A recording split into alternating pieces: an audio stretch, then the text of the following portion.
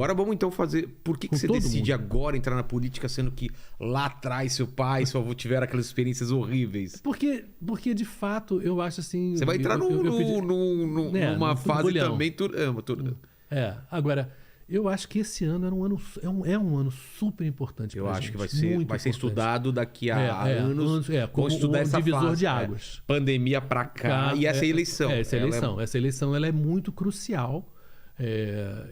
Eu sou do Rio de Janeiro, e no Rio de Janeiro os últimos 5 governadores foram presos. Exato. Quer dizer, o estado do Rio de Janeiro é uma coisa de louco. Nenhum estado a gente chega daqui perto. de São Paulo, né, Helena? Não dá A gente pra não entender. consegue entender o Rio de Janeiro, não consegue. E a minha experiência lá fora, quando as pessoas de fora do Brasil pensam em Brasil, elas pensam primeiro em Rio de Janeiro. Sim, claro. A primeira vitrine do Brasil é o Rio de Janeiro. É a Amazônia lá longe, aquela coisa bonita, mas é o Rio. Você ia ao Rio de Janeiro, né? Historicamente. Bossa Nova, Carmen Miranda, não sei o que. É Rio de Janeiro. Pão de Açúcar, é Rio de Janeiro. Carnaval. Carnaval. Agora, então, Maracanã.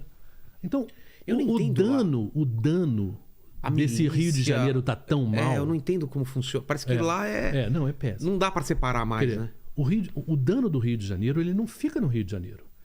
A má imagem do Rio de Janeiro, ela mancha o país como um todo. Então, eu acho que eu gostaria que todo mundo em São Paulo, todo mundo no Brasil, se debruçasse um pouquinho em relação aos problemas do Rio, porque não são problemas do Rio. São problemas que acabam afetando a todo mundo. Porque a imagem queimada do Brasil também vem de uma imagem queimada do Rio de Janeiro. E o que aconteceu lá atrás no Rio que chegou nesse ponto? Bom, se dá para colocar aí. Bom, se a gente... Muito curtinho, bem a gente fazia. O Rio de Janeiro foi capital. Certo. E durante muito tempo, uma capital, ela se beneficia da entrada de dinheiro de governo federal e de uma quantidade grande de funcionários públicos. Sim. Você vai criando, digamos assim, empregos, bons empregos, estruturas.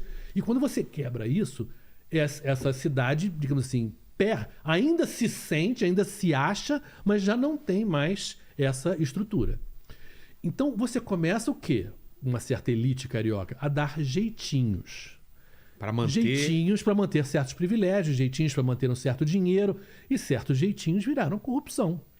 E a gente pega aí 5 governadores presos, né? Quer dizer, eu acho que a gente não pode ter mais um governador preso no Rio de Janeiro. Quem são os candidatos lá?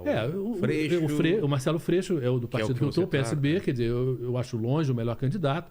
E o segundo, que vai ser, provavelmente vai ser o segundo turno, vai ser com o atual governador, o Cláudio Castro, que era vice do Witzel, que foi eleito e foi preso. Que ele saiu também com confusão e teve que sair.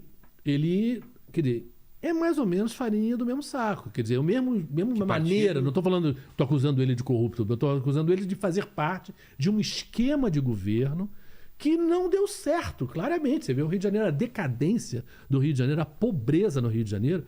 E aí você pega uma coisa que talvez seja fácil das pessoas entenderem. Olimpíada. A gente fez uma Olimpíada no Rio de Janeiro. Dinheiro federal, basicamente, mas foi posto no Rio de Janeiro. Tá tudo abandonado, tá tudo largado. Você vai para Copacabana, que é a vitrine do Rio para o mundo, e tá lá cheio de gente pobre dormindo no chão. O Rio de Janeiro não conseguiu, e aí não passou para o Brasil, alavancar a popularidade e a propaganda que uma Olimpíada é para trazer turistas. Como o Barcelona fez isso. Como o Barcelona fez, como outras cidades fizeram. Não conseguiu. Quer dizer, isso era emprego que a gente ia gerar com essa exposição que a Olimpíada dava. E não se conseguiu fazer isso. Então, há tantos erros no Rio de Janeiro e a gente não pode continuar. Então, para mim, eu, como carioca, eu falei, tem que mudar o Rio e tem que mudar o Brasil. O Bolsonaro também é danoso em relação à entrada de dinheiro de fora.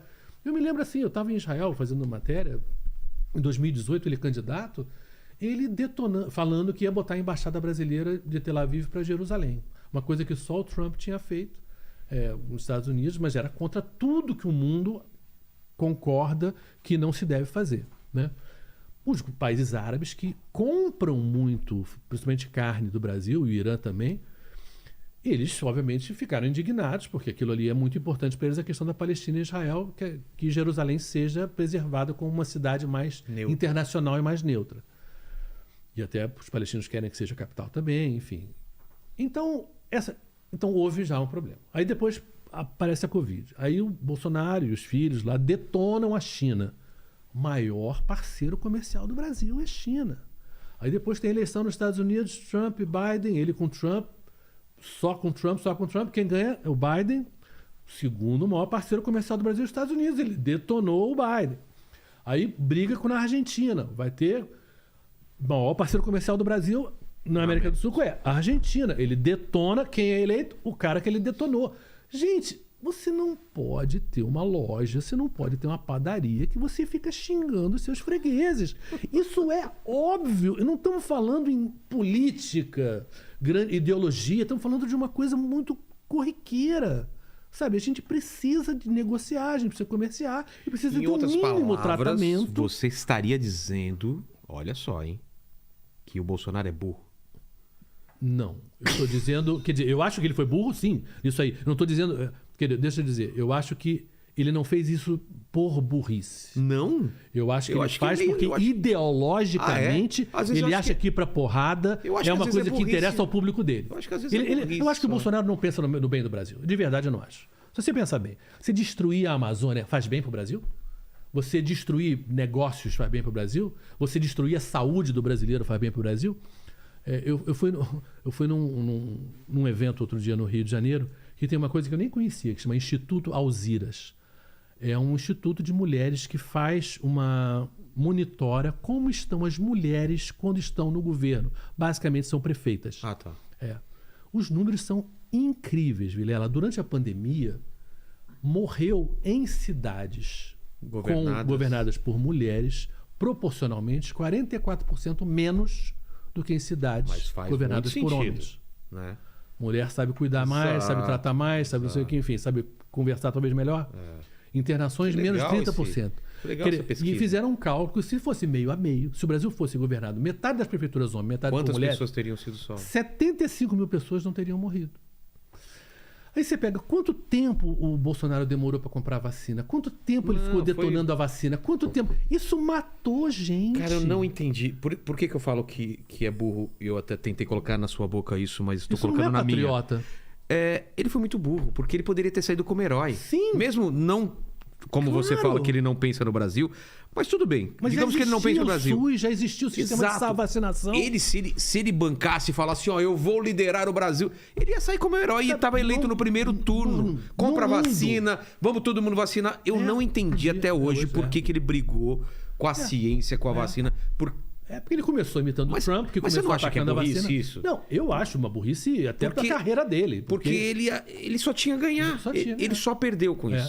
Ele só perdeu. Não, eu acho assim, é difícil hoje se você friamente falar o seguinte, não, eu cheguei de Marte agora, só queria entender o que está acontecendo. E você vem no Brasil e você fala, poxa, vamos pegar aqui, saúde, educação, economia, meio ambiente, você vai assim, mas aonde melhorou? Nada melhorou. Mas, Shoa, se o cara acorda num coma e vê o Lula...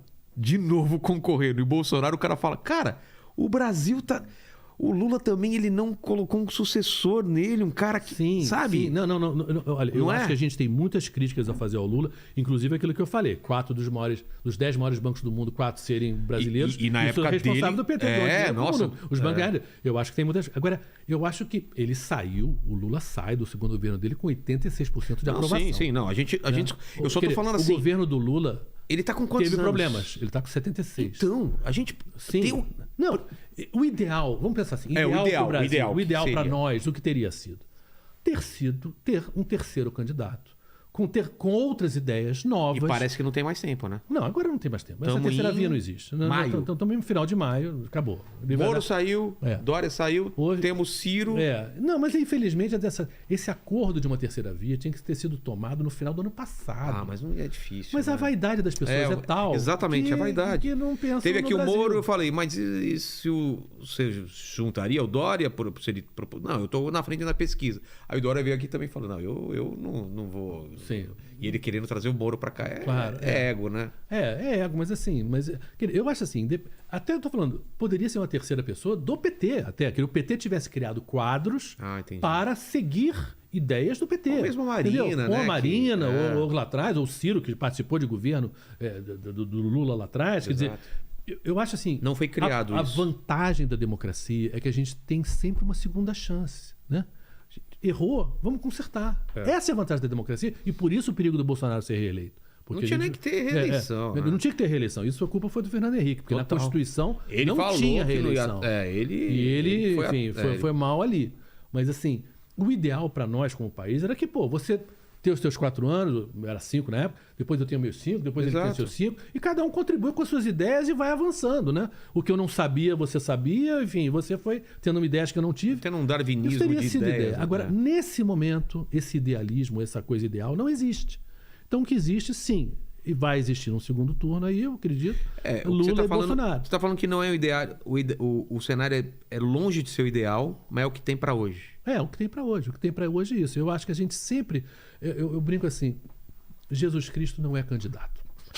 Então, e nunca foi e nunca será. O Messias é. Então, o que acontece na prática? E o Messias não existe. Então, quer dizer, sempre a gente vai achar que tal candidato não é tão bom, vai me ouvir, por exemplo, falar, não, mas o show eu gosto disso, mas não gosto daquilo. E eu brinco, eu não concordo com tudo que a minha mulher diz, pô. Então, obviamente, e eu adoro minha mulher, tô casado com ela há 41 anos. Então, claro que vai ter divergências. A questão é, entre todo mundo, quem você acha que é melhor, ou menos ruim que seja a expressão, ou que esteja eu acho mais que é próximo de uma sempre coisa a gente tá sempre que tá no menos sempre ruim, assim, porque a gente não tem Jesus Cristo como candidato. Então, sabe, e nesse momento, quem é respeitador da democracia? Quem é que está junto com as instituições? Quem é que representa um Brasil que no momento dele, Lula, não estou falando da Dilma não, mas na época do Lula, estava dando certo em muita coisa. Sim, outras não estavam, mas muita coisa melhorou. De fato, né? Os números são imensos. O salário mínimo naquele tempo ali, em termos reais, melhorou 53%. Então, é uma coisa muito fácil de você concretamente ver. Aquela frase de classe média aeroporto agora está parecendo rodoviária, realmente existiu. Por quê? Porque, de fato, muita gente pobre naquele momento melhorou, né, de vida. Então, e se a gente pensa no Brasil em termos de uma sociedade que interesse a uma classe média, sabe, interessa a classe média viver morrendo de medo? Interessa a classe média viver preocupada Claro com que não. segurança? Interessa? Não, interessa você estar num sinal com uma criança te vendendo alguma coisa. Isso Aquilo aí, te faz mal, cortar o gente. coração. Aquilo te faz mal. Não é nem na questão de assalto, não assalto, mas você vê gente dormindo na rua, faz mal. Você está com teu filho ali passeando, né?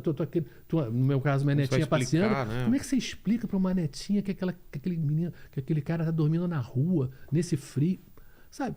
É difícil, sabe? A gente não precisa disso. O Brasil não é pobre para ficar pobre para sempre, entendeu? Não precisa ser assim.